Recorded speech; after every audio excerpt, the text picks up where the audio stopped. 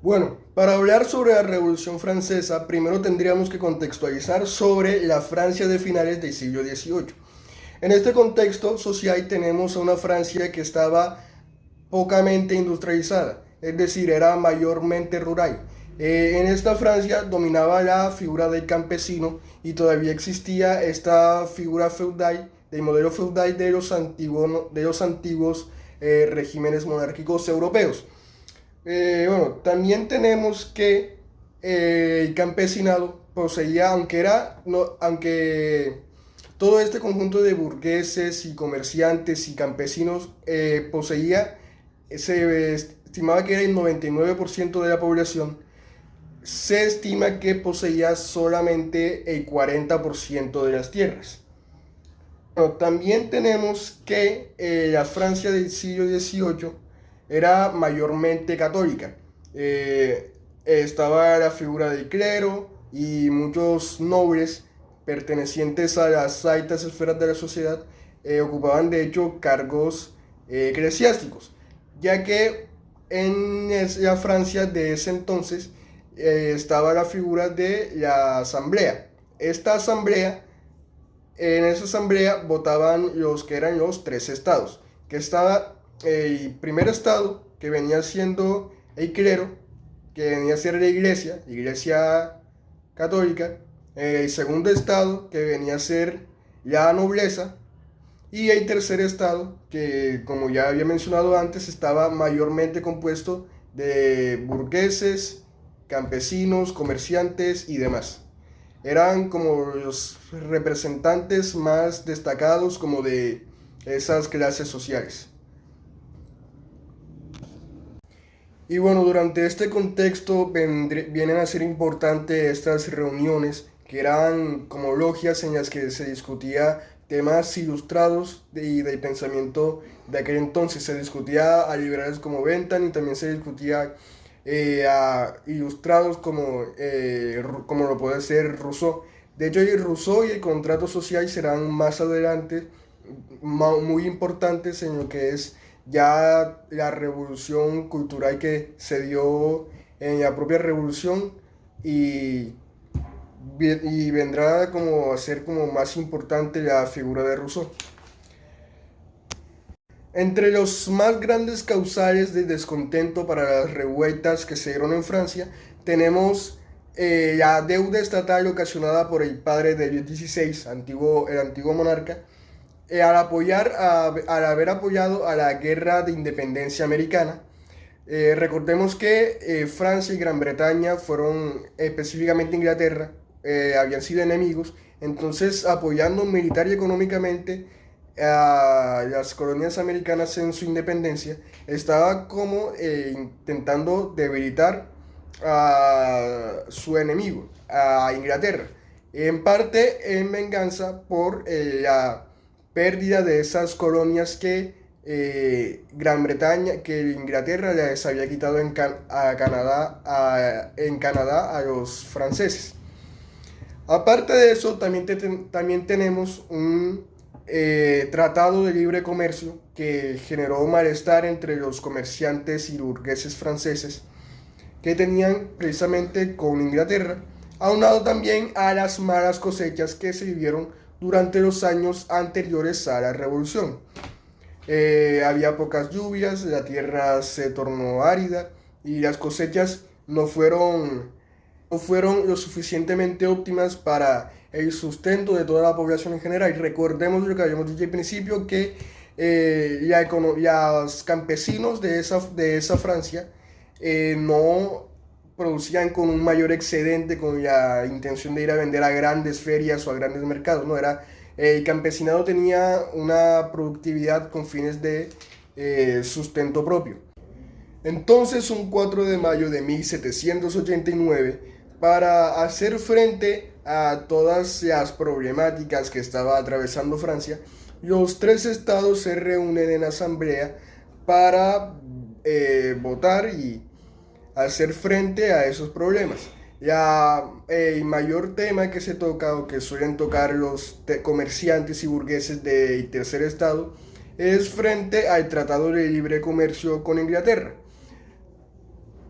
Producto de estas tomas y revueltas furiosas, el rey y la reina Luis XVI y María Antonieta de Austria serán apresados por la revolución.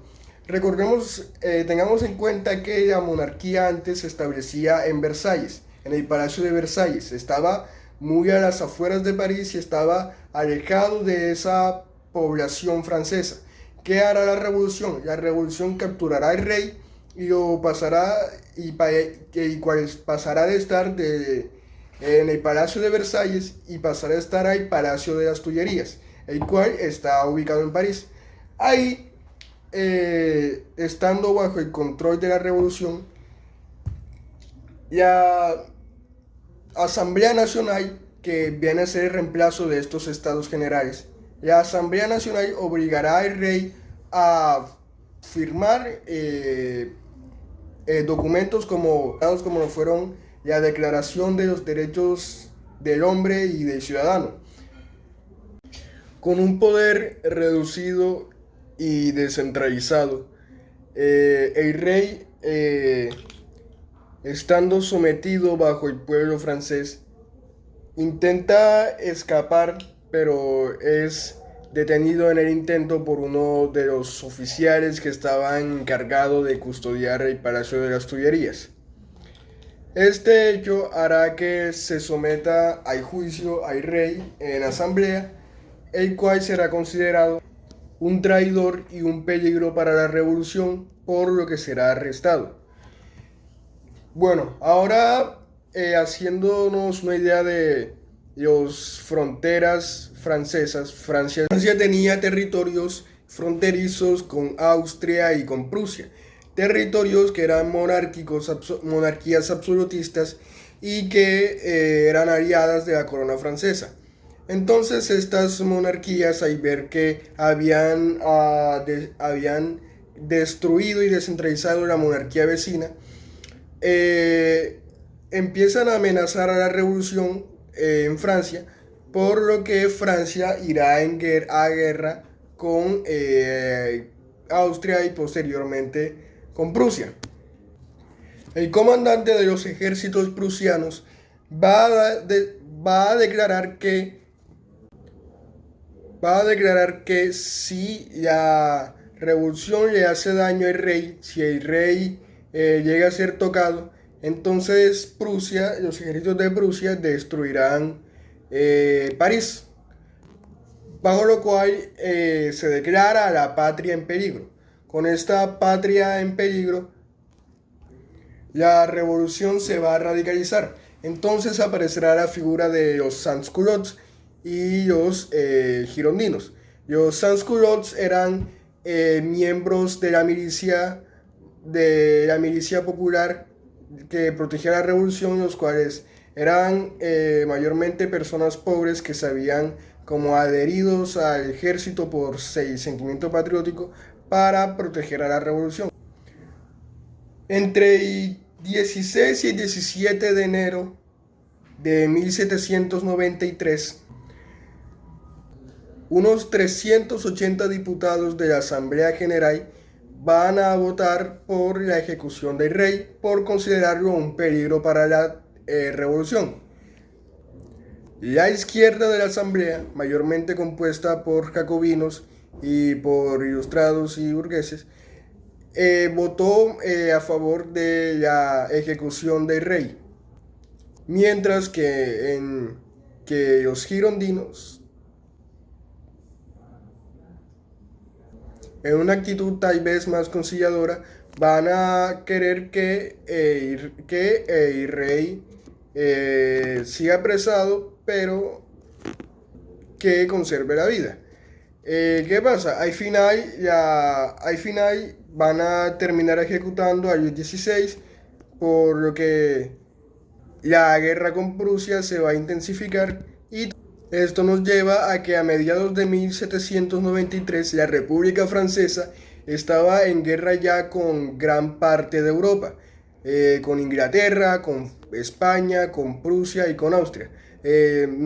Monarquías absolutistas todas que veían con preocupación a ese creciente movimiento revolucionario que amenazaba a las monarquías y al poder absolutista. Por lo que Robespierre, uno de los personajes más importantes en lo que eran las asambleas, va a instaurar un periodo llamado el terror, bajo el cual se ejecutaban bajo el apoyo mediático de muchos periódicos revolucionarios, se van a ejecutar a toda aquella persona que representase una amenaza a la revolución o que tuviese sospechas de tener actitudes antirrevolucionarias. Bajo este periodo muchos girondinos también van a ser ejecutados o exiliados por haber defendido o por haber abogado a la vida del rey para que no fuese ejecutado. Durante este mismo año, la revolución va a instaurar un nuevo calendario. Esto será en un 5 de octubre y los meses de este calendario tendrán nuevos nombres diferenciándose o dejando atrás los antiguos nombres del calendario antiguo. Por estas fechas también aparecerán los llamados cultos a la razón, en los que, bueno, la iglesia habiendo sido abolida ya y la figura del catolicismo habiendo sido abolida por la revolución, va a aparecer nuevas sectas religiosas llamados los cultos a la razón, en los que se adoraba precisamente a la diosa de la razón. También Rousseau va a ser elevado al nivel de una deidad y se celebrarán los días de San Rousseau y demás cultos que hacían honor a ese pensamiento burgués ilustrado. El terror instaurado por Robespierre va a ser calmado con la misma ejecución de este bajo los jacobinos, ya que consideraron que este había instrumentalizado la sangre y el derramamiento de sangre y la muerte de muchas personas inocentes y acusadas de antirrevolucionarios para salvaguardar a la revolución,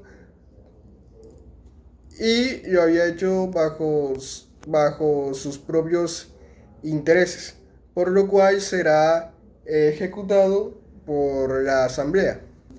En 1795, la revolución ya decadente, muchos jacobinos y sans-culottes fueron ejecutados o apresados durante el Terror Blanco. El Terror Blanco fue un marco temporal en el que los grupos monárquicos que eran antirrevolucionarios, estaban a favor de la monarquía, iban a cazar y iban a hacer muchas arremetidas en contra de la revolución y de muchos jacobinos y personajes de la burguesía que estaban instaurados ya en ese poder revolucionario. Los constantes levantamientos en contra de la república burguesa hicieron que un general francés joven apareciera en la escena para darle un giro a todo el